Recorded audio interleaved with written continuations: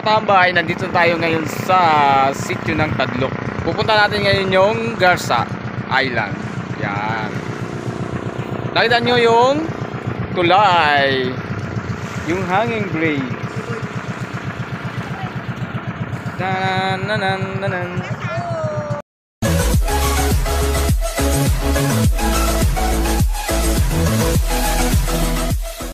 Ito yung mga unggoy na kasama ko. Yan. At ito mga katambay, yung isa pang mga unggoy na kasama natin. Yan. At ito, palis tayo ngayon. Medyo madilim na. At alam natin pagdating na. Ito. Nandito kami ngayon sa Pandan Tree House Cottage. Matutulog na yung mga kasama ko. Kaya inanin nila yung kanilang tent. Na ano, yan. Sige pagdating na. Ito si John's TV. So ulo nila walang ano. At ito mga katambay, nakita natin yung haring araw. At ito mga sumikat na yung haring araw mga katambay. Dito tayo ngayon sa Pandan Tree House Cottage. Yan, ang ganda dito mga katambay. Talaga makita mo yung ganda ng liwanag ng sikat ng araw.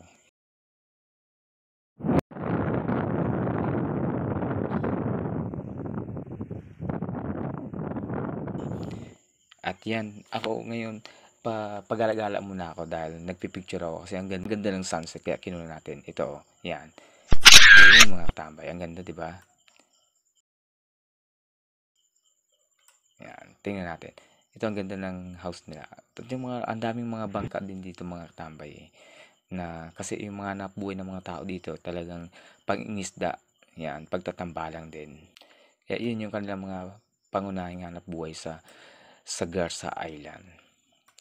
Yan. Ang ganda ng mga beach dito mga katambay. Yan. Sa Pandan Tree House Cottage. Yan. Tapos yung kabila mayroon din yun ata ay parang klaro ang may-ari niyan. Kaya ang lakas ng hangin dito mga katambay, sobra. Yung mga kasama ko nagpipicture yan sila eh. Yan. Ito yung Pandan Tree. Ito yung kanilang room na pinauupahan. Yan. Talagang ang ganda. Ang ganda ng talagang kala mo hindi ka sa isla. Yan. Nakaka-relax dito mga katambay. Ang ganda dito mga katambay sa Pandan Tree House. Ito ay pag-aari ni Mr. Lino Magtuto. Yan. Ito naman yung kanilang plaza dito mga katambay. Yan. Tingnan natin yung plaza nila. Ang ganda ng plaza din nila. Yan yung simbahan ng Catholic. At ito naman yung elementary school. Yan. Tingnan natin. Papasilip po sa inyo. Yan. Mula grade 1 ng grade 6 yan. At ito mga katambay, nakita nyo yung mga kasamahan natin, mga unggoy na nagtakapila sila dahil ready na para dun sa next namin gagawin ang cleanup drive dito sa Garza Island. Lagyan nyo na. Katambay, nandito tayo ngayon sa sitio ng Garza Island, Barangay Alibog, Magsaysay Occidental Mindoro. Napakaganda dito mga katambay. Ang ganda ng buhangin, tapos ang ganda ng dagat na natin dito. Tapos ang gagawin natin dito ngayon, maglilinis lang tayo dito sa, hindi naman talaga natin linisin lahat, pero kukuha lang tayo ng ibang mga kalat dito sa sa island. Ang ganda dito mga katambay. Maraming ulit.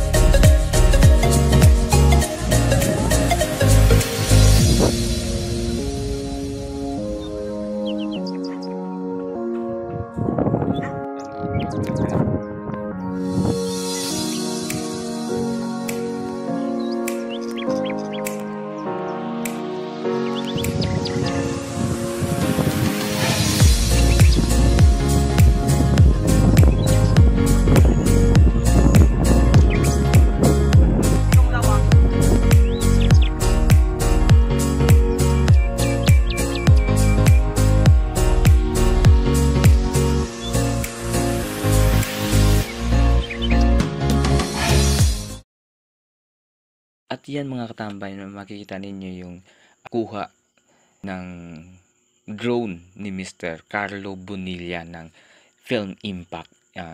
I-follow nyo rin yan mga katambay si Carlo Bonilla. Yan. Dito sa Garza Island ay merong 54 household mga katambay. Yan. At syempre, ang population nila rito ay nasa 200 plus din. Ang mahirap lang dito mga katambay, yung tubig. At syempre, wala ding kuryente, kundi nandito lang solar lang yung ginagamit nila. Pero masaya naman yung mga tao na nandito ngayon na nanirahan dahil talagang dinadayo yung lugar ng Garza Island. Ang ganda dito mga katambay. Siguro mga wala pang 15 minutes kung iikutin mo tong area na to, yung buong island. Yan.